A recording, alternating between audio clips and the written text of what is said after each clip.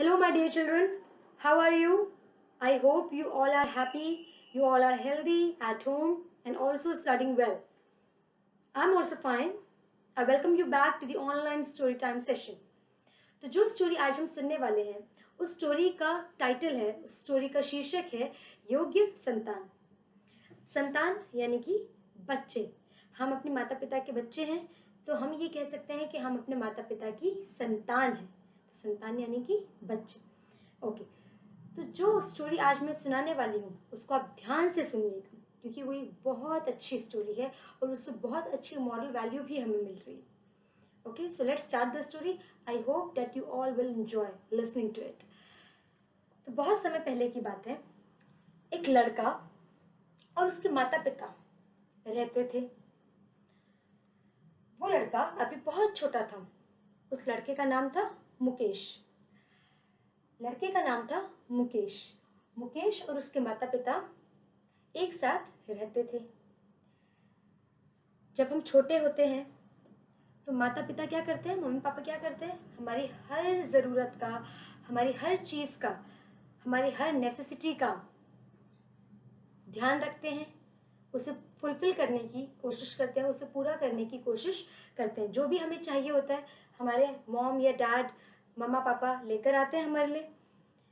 चाहे वो बुक्स हैं, चाहे वो नोटबुक्स हैं, चाहे वो यूनिफॉर्म है, या फिर कोई टॉय हमको चाहिए, तो कुछ भी हमें चाहिए हम अपने मॉम डैड से मांगते हैं तो मॉम डैड लेकर आते हैं हमारे लिए। तो ऐसे ही वो बालक मुकेश अभी बहुत छोटा था, तो उसके माता पिता ने उसे खूब मेहनत से पढ़ाया लिखाया, अच्छे स्कूल में पढ़ाया। मुकेश अच्छे स्कूल में पढ़ा लिखा। फिर जब वो बड़ा हुआ तो मुकेश को अच्छे कॉलेज में एडमिशन कराया। जैसे हमारे मॉम डैड ने हमें कितने अच्छे स्कूल में एडमिशन दिलाया है, राइट। जब आप बड़े हो जाएंगे तो आप अच्छे कॉलेजेस में एडमिशन लेंगे, राइट। तो वो हमारे मॉम डैड हमको सपोर्ट करते हैं। यस, तो ऐसे ही मुकेश के माता पिता ने भी उसे खूब मेहनत करके पढ़ाया लिखाया। और मुकेश भी बहुत इंटेलिजेंट था, बहुत होशियार था, बुद्धिमान था, पढ़ने लिखने में भी बहुत अच्छा था। अच्छे कॉलेज में वो पढ़ा और अपनी मेहनत से, अपनी कुशलता से, अपने हार्डवर्क से, डेडिकेशन से मुकेश बड़ा होकर जब वो बड़ा हो गया तो वो क्या बन गया, वो एक मल्टीनेशनल कंपनी का सीईओ बन गया। सीईओ यानी चीफ एग्जीक्यूटिव ऑफिसर, कंपनी का मालिक बन गया अपनी मेहनत से, डेडिकेशन से, हार्डवर्क से। तो मुकेश इतने ऊंचे पद पर पहुंच गया, एक कंपनी का मालिक बन गया, एक मल्टीनेशनल कंपनी का मालिक बन गया, पढ़ लिख कर, स्कूल में अच्छे रैंक लेकर, कॉलेज में अच्छे से पढ़कर। फिर वो एक दिन मल्टीनेशनल कंपनी का मालिक बन गया। फिर मुकेश की शादी हुई, विवाह हुआ और मुकेश ने अपना घर बसा लिया।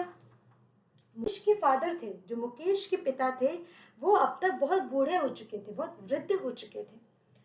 तो एक दिन मुकेश के जो फादर थे, जो उनके पिता थे, उनको बड़ी अंदर से इच्छा हुई कि मुझे आज अपने बेटे से मिलने जाना है। तो वो बिना बताए ही मुकेश के कंपनी में, मुकेश के ऑफिस में चले गए। और वहां जाकर मुकेश के पिताजी ने क्या देखा, वहां जाकर मुकेश के पिताजी ने देखा कि मुकेश तो मालिक बन गया है, मुकेश इतने ऊंचे पद पर पहुंच गया है, उसके लीडरशिप में, उसकी गाइडेंस में बहुत सारे वर्कर्स, बहुत सारे लोग काम कर रहे हैं। तो ये देख के उसके मुकेश के फादर को बहुत अच्छा लगा, बहुत प्राउड फील किया उन्होंने, उनको बहुत गर्व महसूस हुआ। तो अब मुकेश को तो नहीं पता था कि मेरे फादर ऑफिस आने वाले हैं, तो वो तो अपने काम में व्यस्त था। अचानक से मुकेश के पिताजी ने मुकेश के कंधे पर हाथ रखा, तो मुकेश पीछे पलटा। जब आप हमारे कंधे पे कोई पीछे से हाथ रखेगा तो हम भी तो पीछे पलटेंगे देखने के लिए, राइट। तो ऐसे ही मुकेश ने भी पीछे देखने के लिए वो पीछे पलटा। तो उसने देखा कि मेरे पिताजी मेरे सामने खड़े हैं, मेरे पिताजी आज मेरे से मिलने मेरे ऑफिस में आए हैं। तो पिताजी तो बहुत खुश थे मुकेश को इतने ऊंचे पद पर देखकर। कि मुकेश इतना बड़ा इंसान बन गया है, उसकी लीडरशिप में, उसकी गाइडेंस में इतने सारे वर्कर्स काम कर रहे हैं, इतने सारे लोग काम कर रहे हैं, तो ये देख के उन्हें बहुत प्राउड फील हुआ। तो मुकेश के पिताजी ने मुकेश के कंधे पर हाथ रखते हुए ही कहा कि बेटा, ये बताओ इस दुनिया में सबसे शक्तिशाली इंसान कौन है? तो मुकेश ने कहा कि पिताजी, मेरे अलावा और कौन हो सकता है? मैं ही इस दुनिया का सबसे शक्तिशाली इंसान हूं। तो पिता को मुकेश से ऐसी उम्मीद नहीं थी, इस जवाब की उम्मीद नहीं थी। मुकेश के पिताजी को इस बात का दुख हुआ।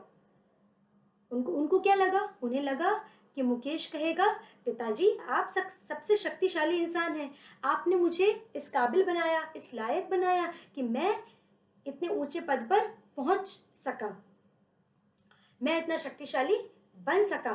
किसकी वजह से? आपकी वजह से। तो आप इस दुनिया के सबसे शक्तिशाली इंसान हैं। तो ऐसा पिताजी ने उससे ये आंसर एक्सपेक्ट किया था, ये उम्मीद की थी कि मुकेश ऐसा जवाब देगा, लेकिन मुकेश ने कहा कि नहीं, सबसे शक्तिशाली इंसान पिताजी मैं हूं। तो मुकेश के पिताजी को इस बात का बहुत दुख हुआ।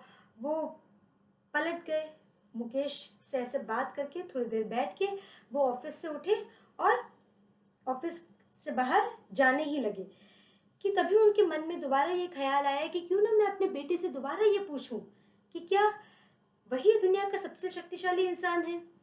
तो मुकेश के पिताजी जा ही रहे थे कि तभी उन्होंने पलट के मुकेश से पूछा कि बेटा, मैं दोबारा तुमसे ये पूछता हूँ कि क्या तुम ही दुनिया के सबसे शक्तिशाली इंसान हो? तो मुकेश ने कहा, नहीं पिताजी, आप इस दुनिया के सबसे शक्तिशाली इंसान हैं।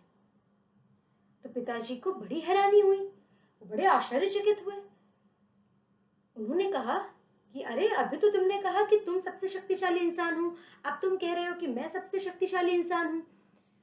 तो मुकेश ने क्या कहा?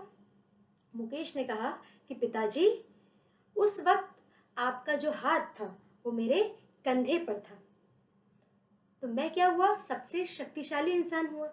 जिस माता पिता का हाथ अपने बेटे के सर पर हो, अपने बेटे के कंधे पर हो, तो वो तो सबसे शक्तिशाली इंसान होगा ना दुनिया का। तो उस वक्त मैं सबसे शक्तिशाली इंसान था और इस वक्त आप सबसे शक्तिशाली इंसान हैं। तो इससे उसके पिताजी को बहुत खुशी हुई और उन्होंने छलकती आंखों से, उनकी आंखों में क्या थे? खुशी के आंसू थे। तो छलकती आंखों से उन्होंने मुकेश को गले लगा लिया, कस के गले लगा लिया, हक कर लिया और दोनों खुशी खुशी चाय पीने चले गए। तो ये थी हमारी कहानी। अब इस कहानी से हमने क्या सीखा? इस कहानी से हमें क्या मॉरल वैल्यू मिली? इस कहानी से हमने सीखा कि हमें अपने माता पिता की हमेशा कद्र करनी है, उनकी रिस्पेक्ट करनी है, उनको वैल्यू करना है। जब भी हमें सक्सेसफुल होना है तो हम सोचते हैं कि हमें हार्ड वर्क करना है, हमें ऐसे मेहनत करनी है। बिल्कुल हम सही सोचते हैं, हमें हार्ड वर्क करना है, डेडिकेशन के साथ काम करना है, क्योंकि हार्ड वर्क का तो कोई और शॉर्टकट नहीं है, हार्ड वर्क का कोई और विकल्प नहीं है, कोई और ऑप्शन नहीं है। हार्ड वर्क आपको करना ही है, लेकिन उसके साथ साथ माता पिता का आशीर्वाद होना, उनकी ब्लेसिंग्स हमारे साथ होना भी तो उतनी ही ज़रूरी है, उतनी ही इम्पॉर्टेंट है, राइट? सो उनकी ब्लेसिंग्स हमें कैसे मिलेंगी? जब हम उनका ध्यान रखेंगे, उनके तरफ ओबीडियंट होंगे, उनकी हर बात मानेंगे, ठीक है? ऐसे उनकी ब्लेसिंग्स हमारे ऊपर बनी रहेंगी। जब हम उनकी रिस्पेक्ट करेंगे, उनके ओपिनियंस की रिस्पेक्ट करेंगे, राइट? तो इससे क्या होगा?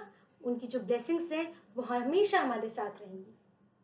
जब आप छोटे होते हो, अभी आप क्लास 3 में हो, अभी आप छोटे हो, आपने देखा होगा कि मम्मी पापा आपके लिए कितनी मेहनत करते हैं, वर्क करते हैं, काम करते हैं, आपके लिए बुक्स लाते हैं, नोटबुक्स लाते हैं, टॉयज लाते हैं, राइट? आपको tasty food, healthy food provide करते हैं, आपको इतने अच्छे क्लोथ्स देते हैं, सब कुछ प्रोवाइड करते हैं मॉम डैड।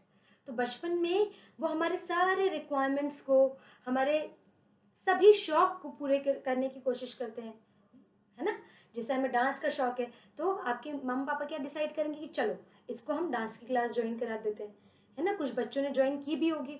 हमें एक्स्ट्रा करिकुलर एक्टिविटी में इंटरेस्ट है तो हमारे मॉम डैड क्या करते हैं, उसको सपोर्ट करते हैं, राइट।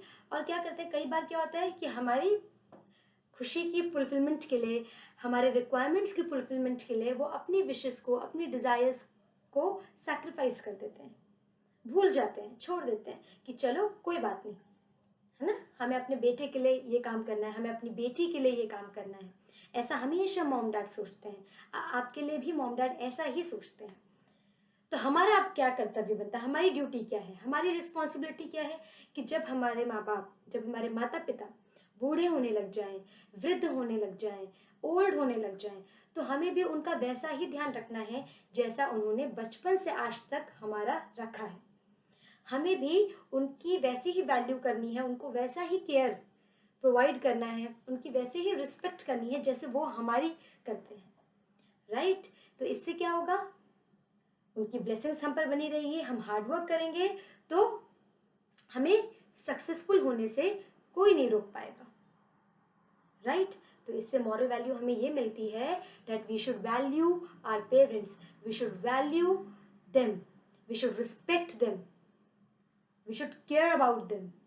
ओके, मैम ने एक स्लोगन भी माता पिता के लिए लिखा है, मैम आपको सुनाती हैं।